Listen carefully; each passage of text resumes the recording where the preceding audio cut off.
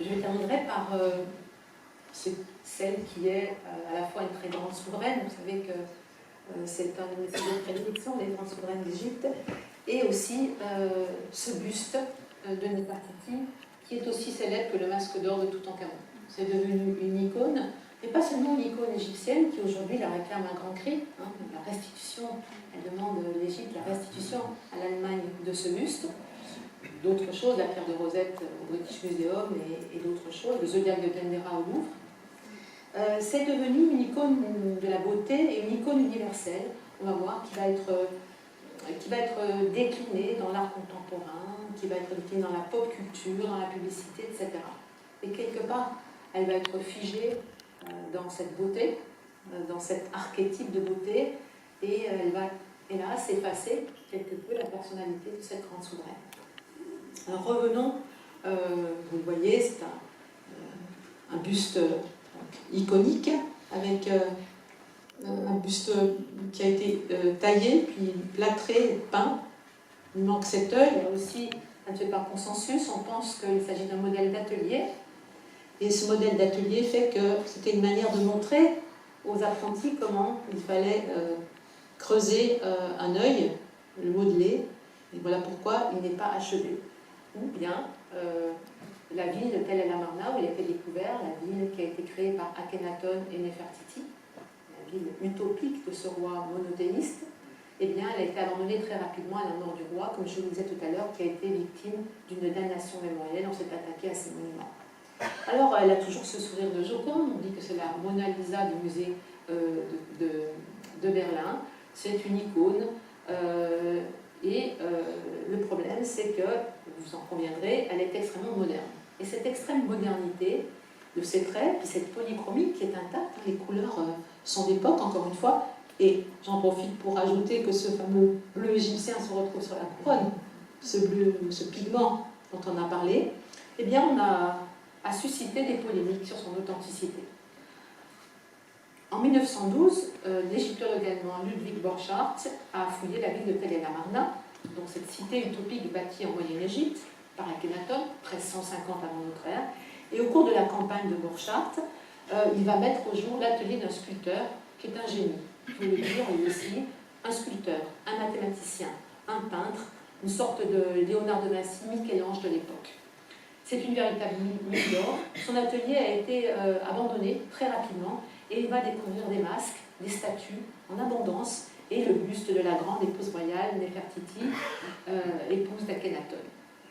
Alors, vous voyez, donc il va dans son carnet de fouilles, il dit que c'est impossible de la décrire. Voilà, il la découvre ici, en tout cas si la photo est vraie. Il la dessine, il donne ses dimensions. Et il entend bien rapporter ce buste à Berlin. Il fait partie, ce buste, des 7000 objets découverts sur le site de Tel El Amarna, dont 5000 seront expédiés en Allemagne. Mais lors d'une découverte, il faut le découvrir à l'époque, avant 1922, la découverte du tombeau de Toutankhamon. Une partie revient au découvreur, une partie doit être laissée à l'Égypte. À l'époque, l'Égypte est dirigée par le service des Antiquités, par des Français, et par un égyptologue qu'on appelle Gustave Lefebvre. Mais Gustave Lefebvre va être un peu abusé par les Allemands. Il va arriver, pour les Égyptiens, il travaille pour les Égyptiens, et Borchardt va montrer plusieurs lots, avec des stèles, et il va le recevoir dans une tente assez sombre, et le buste est au fond d'une caisse mal éclairée. Donc Lefebvre ne voit pas la beauté et la rareté. C'est un exemple unique dans l'histoire de l'art égyptien. Il ne voit pas, c'est dans la pénombre, l'objet déjà emballé, et finalement Lefebvre, qui est un épigraphiste confirmé, préfère une stèle en disant non, là il y a des textes, je prends ça. Borchardt le demande. Les objets ne passent même pas par le Caire, il les fait expédier dans la plus grande rapidité. Et en mai 1913, il y a une grande exposition à Berlin des récentes découvertes d'Amarna. Mais Borchardt, qui sait qu'il n'est pas très net avec cette découverte, il refuse de présenter le buste de Néfertiti. Et pendant des années, il va trôner dans le musée personnel du mécène de l'exposition, qui est un grand mécène, Henry James Simon, Et même je me demande si ce n'est pas dans sa salle, carrément dans sa salle à manger, vous voyez, qu'il va exposer le buste de Néfertiti. C'est une photo assez rare que j'ai trouvée il n'y a pas longtemps. Voilà, Henry James Simon. Et pendant 10 ans, on ne va pas voir cette magnifique statue, ce chef-d'œuvre. Alors, pourquoi le cache-t-il pendant 10 ans? En réalité, il sait qu'il va déclencher l'ire du service des antiquités d'Égypte, des Égyptiens, et dès qu'il va l'exposer, eh bien, les Égyptiens vont demander la restitution du buste, bien entendu, et en représailles, Borchardt, qui refuse, va être interdit de fouille. Ça, c'est la version officielle qui est évidemment la plus plausible, mais pour ceux qui pensent que ce buste est un faux, on va y arriver, eh bien, il se dit que pendant 10 ans, il a eu le temps de faire un faux buste. Pendant la guerre, c'est une histoire incroyable, cette histoire de buste de Néfertiti. Les pérégrinations de ce buste vont se poursuivre. Le buste, avec les bombardements, va être caché déjà dans les caves de la Banque nationale de Prusse, puis dans un bunker. Et enfin, avec d'autres chefs-d'œuvre, soit volés par les nazis, soit des chefs-d'œuvre des musées de Berlin, complètement détruit par les bombardements alliés, eh bien, heureusement, ils vont être enterrés, cachés dans une île de sel de Thuringe, à 700 mètres sous terre. Et il va être découvert, vous voyez, ce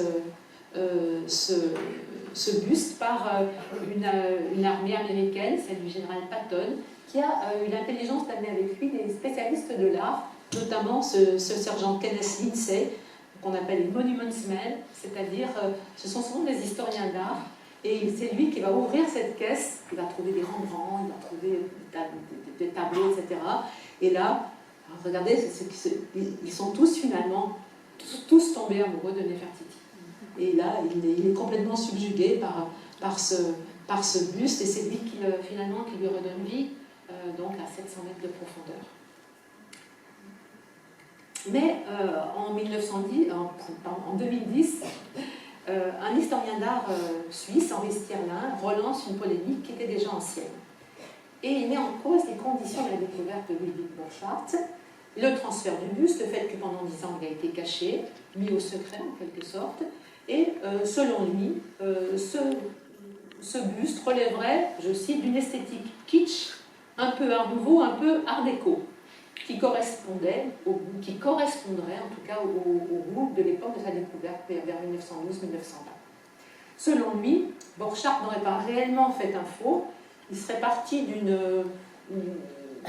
sculpture qui n'était pas achevée, il aurait pris des pigments d'époque, parce que les pigments, on les a analysés, ils sont de l'époque, et avec un de ses coéquipiers, qu'on appelle le sculpteur Marc, ils auraient réalisé ces artefacts, et c'est alors que l'affaire aurait échappé à son créateur. Moi, je n'y crois pas du tout, et je vais vous expliquer pourquoi par rapport à une étude qui a été faite, et également parce que dans les conditions de fouille, en tout cas, de Tel El Amarna de l'époque, il aurait été impossible de réaliser un tel chef-d'œuvre sur place en quelques mois, ou en quelques semaines plutôt. Et puis, par rapport à l'analyse de ce buste, qui va un petit peu, qui va dans le sens de l'objectivité, on va dire, de la réalité, de la véracité de ce buste, c'est une démarche que l'on doit à un égyptologue qui s'appelle Rolf Krauss, et il a appliqué le buste de Néfertiti sur un relevé photogrammétrique, une grille graduée en unités métriques de l'époque, c'est-à-dire en doigts égyptiens, un 875, et il s'est rendu compte que chacun des traits du visage se trouve sur une ligne ou à une intersection de 2 lignes de ce quadrillage qui prouve l'élaboration artificielle, construite mathématiquement, de ce portrait par un grand maître, dont je vous disais, qui était un génie mathématicien, peintre et sculpteur, qu'on appelle Toutmès, on connaît son nom. On ne connaît pas beaucoup de noms de grands artistes en Égypte, celui-là on connaît, et vous voyez effectivement que dans cette grille, eh bien, ça s'inscrit de manière régulière, et donc il a peint, il a transposé son modèle dans cette grille, et qui lui a permis de tailler son bloc de manière tout à fait symétrique. Et selon le même principe, ce qui prouve l'authenticité de ce buste, Krauss a montré que la partie supérieure des visages d'Akhenaton et de Néfertiti, sauf le menton, Akhenaton étant caractérisé par un menton très allongé, un petit peu un manteau en galoche, que la partie supérieure de ces visages, depuis la base du nez jusqu'au départ de la coiffure, était identique, tant par les dimensions calculées que par la morphologie des deux personnages. Et de ces considérations, il est quand même tentant d'imaginer qu'il y a une convergence entre ces deux personnages, entre leur physique, et il en ressort que ce sont des personnages idéalisés, des statues idéalisées. Alors je ne dis pas que Néfertiti n'était pas une très belle femme, certainement la plus belle femme de son temps, son nom, la belle est venue, en témoigne, mais il s'agit d'un portrait idéalisé. Ce que vous voyez ici, ce n'est pas un roi et une reine, ce sont des personnages divinisés. Il s'agit du roi et de la reine, incarnation des dieux, donc ils sont idéalisés, il faut qu'ils soient parfaits, que leur beauté soit parfaite, et surtout dans le cas d'Akhenaton et Néfertiti, ce qui est très intéressant, c'est qu'il y a dans l'art amarnien, l'art de cette époque, une sorte de gémellité. On peut parfois superposer les deux visages, même sur les stèles. C'est un art qui a voulu que ces deux personnages, ce mari et cette femme, apparaissent comme des jumeaux. Ces jumeaux qui renvoient aux jumeaux des origines, Chou et Tefnut, les enfants du soleil. Donc encore une fois, il y a une intention idéologique et religieuse derrière ça. On a aussi comparé, vous voyez, ces visages à d'autres portraits. On voit tout de même un air de ressemblance. Donc il s'agit bien de Néfertiti et effectivement de ce qu'on appelle un apax, sans doute, c'est-à-dire c'est un objet unique dans l'histoire de l'art égyptien. Il est le seul qui ressemble à ça, parce qu'on s'est posé la question aussi, qui a interpellé, c'est que le buste, vous l'avez vu, est coupé aux épaules, et ça c'est très rare. Donc c'est un objet unique, et si l'art égyptien est un miroir, en tout cas c'est un miroir déformant, et c'est un miroir qui idéalise, et plutôt flatteur, qui idéalise son sujet. Alors, comme je vous le disais, ce buste, qui ne cesse de nous fasciner, il a été récupéré par les artistes contemporains. Et l'une des expériences les plus intéressantes a été créée par The Body of Nefertiti, créée par le pavillon hongrois de la Biennale de Venise, la plus grande biennale d'art contemporain aujourd'hui. En 2003, deux artistes du collectif Little Warsaw ont convaincu le directeur du musée de Berlin de placer le buste de Nefertiti, donc c'est le véritable buste que vous voyez, sur un corps féminin en bronze, spécialement conçu par eux. Une action s'est déroulée à huis clos en mars 2003, qui n'a duré que quelques heures et qui a déclenché évidemment la curiosité du monde de l'art, mais aussi, vous imaginez, des protestations de la part des autorités égyptiennes. Vous trouvez ça de l'ordre de la profanation, d'autant qu'ils réclament le buste depuis des années. Mais pour les artistes, je cite, le succès du projet réside dans le fait d'avoir réussi à infléchir notre regard sur cet objet désormais sanctifié. Et c'est tout à fait ça, c'est un objet désormais sanctifié. Si bien qu'aujourd'hui, il est décliné, comme je vous le disais, dans la publicité, la pop culture, l'art contemporain, et en ce moment même, jusqu'en février 2025, il y a une exposition au Metropolitan Museum de New York qui s'appelle Fuite en Égypte, qui examine la manière dont les artistes noirs et d'autres personnalités culturelles ont abordé l'Égypte ancienne à travers les arts visuels, la sculpture, la littérature, la musique, etc. Et c'est cette œuvre qui illustre l'affiche, cette œuvre qui vous voyez, c'est un buste de Néfertiti décliné en plusieurs couleurs, qui interroge justement sur les différentes couleurs de peau, savoir qui était Néfertiti réellement. Alors même démarche chez la chanteuse métisse Rihanna, qui affirme son identité à travers cette confrontation. Une nouvelle fois, on assiste à la récupération de ce buste qui appartient désormais au monde entier.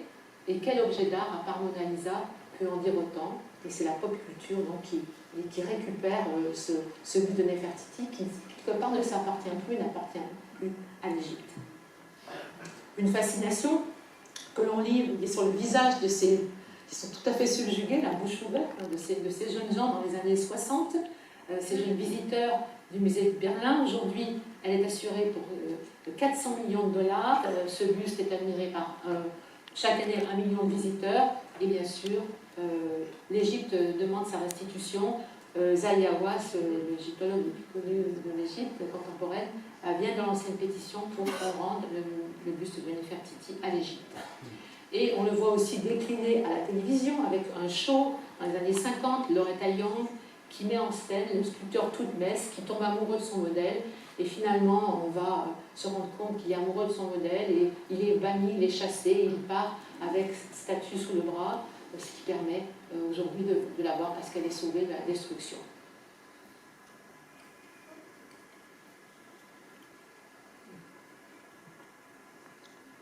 You have such beautiful skin. Forgive me. I do forgive you. Because you are young and foolish. But Your Majesty, the statue, let me finish it. Very well. Finish it as you wish. I cannot.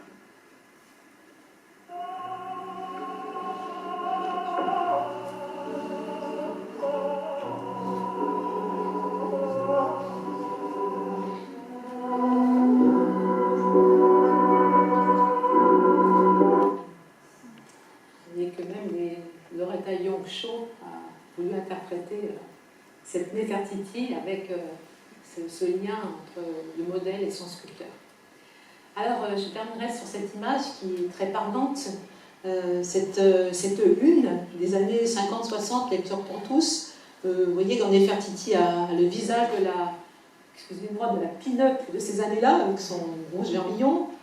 Le charme reste plus envoûtant que jamais, jusqu'à l'intelligence artificielle qui se demande comment était réellement la reine Nefertiti. On a beaucoup d'essais avec l'IA, et au-delà de la fabrique d'une icône, de cette fameuse Joconde de Berlin, rendons hommage à un art égyptien qui, au-delà de la beauté toujours relative et éphémère, touche à une grandeur éternelle, on l'a vu à travers ces exemples, et saluons aussi cette perfection qui a été construite par les Égyptiens, même artificiellement, pour une femme qui est considérée comme une déesse. Mais cette beauté, ce buste a figé, comme je vous le disais, cette grande reine d'Égypte. N'oublions pas qu'elle fut une grande souveraine qui a contribué au rayonnement de la civilisation égyptienne, l'alter ego du pharaon Akhenaton, et qui a certainement également contribué à cette réforme politico-religieuse unique dans l'histoire égyptienne, et également à cet art florissant qu'on ne reconnaît entre mille l'art de l'époque amarnienne, cette parenthèse donc unique dans l'histoire. Merci de votre attention.